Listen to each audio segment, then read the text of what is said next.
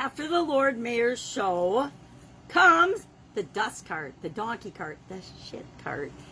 Sharon Horne-Ellstrom here with Supersize Your Business, and our idiom today is one I have never heard of before. Call me naive, call me non-world traveler, but I've never heard this expression before. After the Lord Mayor's show comes the donkey cart. Now, that's the team that cleans up after a ceremony or a celebration, or cleans up the manure, literally, after the pageant horses go by in a parade. The Lord Mayor's show is one of the most famous annual events, except for 2020. It was canceled in 2020 in the United Kingdom. It's been going on since the 16th century. So back in the 1500s, they were doing this. And the Lord Mayor came to England or something, or to London, or it wasn't originally in London, Westminster or wherever, but to pay homage and loyalty, basically to declare their loyalty to the rulers. So I'm probably meat-axing that, but the point is that after any great celebration or event or thing, there's the mundane tasks that are necessary to clean up or set things right. Remember, on Christmas or Christmas Eve or your birthday, you'd open presents, you'd have all these great gifts, and then you have to clean up the mess and throw away all the wrappings. You still have the great toys to play with.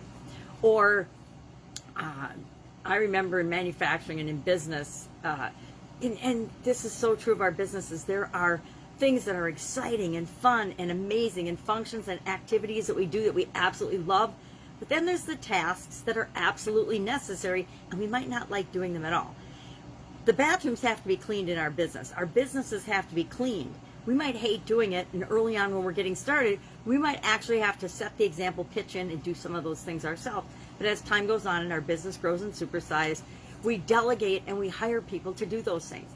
But it is still our job as the leader and the founder and the organizer and the person that sets the example and the direction for the organization to make sure that every task, every job, every role, everything that needs to get done for our business to help it grow, the people that do those things know that they are an important part of making the machine or the organization flow, making it tick, making it work, making it successful. The janitor is just as important, or the people that prepare the food in the cafeteria are just as important as the people that sell the products and services. Now, tell the salespeople that and they'll freak out for the most part, normally because egos are involved.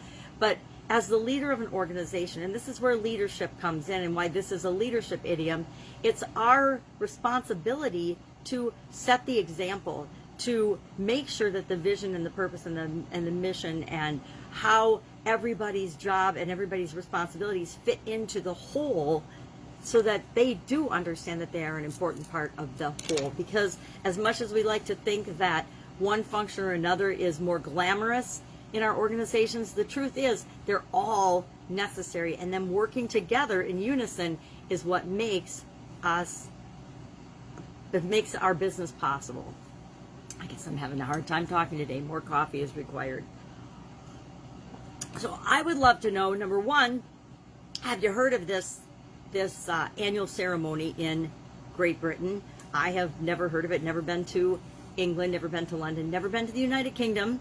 So I'm curious if anyone has ever been there, and I'd love to know a little bit more of what it's about and what it's like. It sounds like an awesome ceremony where there's a lot of pomp and circumstance. It is actually at this point just a ceremonial position. The Lord Mayor doesn't have any direct duties or responsibilities except to be present at and serve as ceremonies and things. So it's more of a glamorous position than it is an actual position, but it serves an important role, obviously, since it's been going on since the 16th century, and 2020 is the first time that it's been canceled. I think it's pretty safe to say that it is definitely a tradition.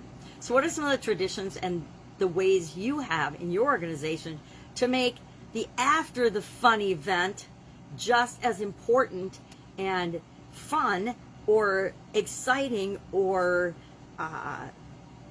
valued as the party itself, the ceremony itself? Some of the things that we used to do were everybody helped out, everybody chipped in. It didn't matter who you were, but after the party or a production run or a celebration, everybody, no matter who you were in the organization, helped to clean up and put things right. We did the same thing in Girl Scouts. We did the same thing in clubs and organizations. We did the same thing in school fundraisers. We'd have a big gala, and then although there was a committee to clean up and do everything at the end of that great event, really everybody pitched in and helped to do it. Why? Number one, because we were setting the example. It was a Christian school, and it made sense that we behaved in a Christian way, and we didn't expect a few people to clean up after, the hundreds of us. So how can you, and how do you, and how have you in the past found ways to make the after the event duties and responsibilities and things that were necessary to be done as important and as valued and as fun as possible? Love to hear your stories or your experience with that as well. That's it. That's our idiom that I've never heard of before, and I learned a lot from today. I will have one more leadership idiom. Tomorrow is the 31st of July, so we're doing idioms on leadership, and that one is one I've definitely heard of and have quite a bit of experience with, so that'll be a fun one to do. Any questions, hit me up in the comments below. Otherwise, I'll be with you tomorrow for our last leadership idiom, and then of course there'll be more idioms to come after that. Have an absolutely amazing day, and hopefully you don't have a lot of mundane donkey cart type activities to do today. Catch you tomorrow. Bye.